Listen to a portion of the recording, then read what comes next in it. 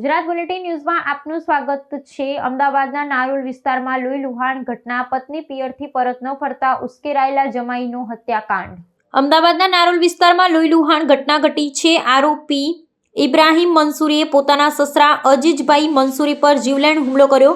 તીક્ષ્ણ હથિયારથી કરવામાં આવ્યો હુમલો। ગંભીર ઇજાઓને કારણે હોસ્પિટલમાં સારવાર દરમિયાન સસરાનું મોત નીપજ્યું।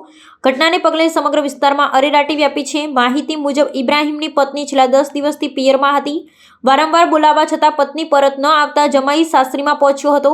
બૂમાબૂમ બાદ ઝઘડો શરૂ થયો ને હુમલો કર્યો। હુમલામાં ભાઈ મુસ્તુફા મંસૂરી અને અન્ય વ્યક્તિઓની સંડોવણીની ચર્ચા। સાયરાબેન દ્વારા નારોલ પોલીસ સ્ટેશનમાં ફરિયાદ નોંધાઈ। પોલીસે આરોપીઓની કરી ધરપકડ।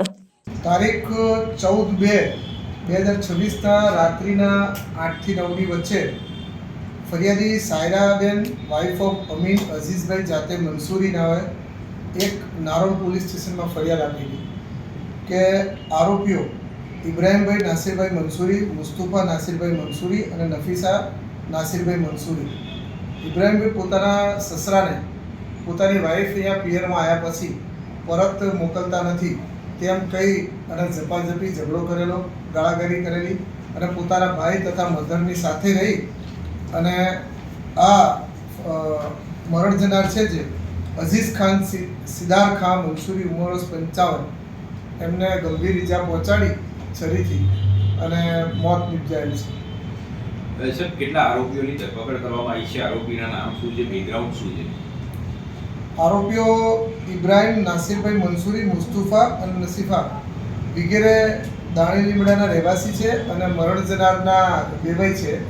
સામે એમના દીકરાના વાઇફ છે એ અહીંયા પિયરમાં હોવાથી ઘણા બધા દિવસનું રોકાણ કરેલ હોય અને એનાથી નારાજ થઈ પોતે સાસરીમાં આવી અને પોતાના સસરા ઉપર હુમલો કરી અને મદદગારીમાં એમનો ભાઈ અને તેમની માતા પણ સાથે રાખી અને ગુનો આચરેલ। ત્રણેય આરોપીને પોલીસે અત્યારે અટકાયત કરેલ છે અને પૂછપરછ ચાલુ છે।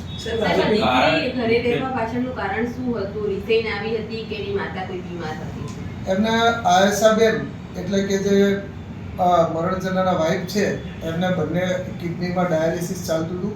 વળી એમની બીજી દીકરી હતી એ પણ પ્રેગ્નન્ટ હતી, એને પણ બાળક જન્મેલું।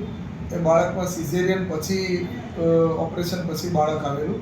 એટલે ઘરમાં કોઈ પણ લેડીઝ કામ કરવાવાળા અત્યારે હતા નહીં, એટલે પોતાની દીકરીને સાસરીમાંથી તેમને બોલાવેલી અને થોડા વધુ દિવસ રાખવા માટે એમને વિનંતી કરેલી, પરંતુ સામાવાળા ઉગ્ર થઈ અને ઝઘડો કરી અને એમના ગુનો આચરેલો।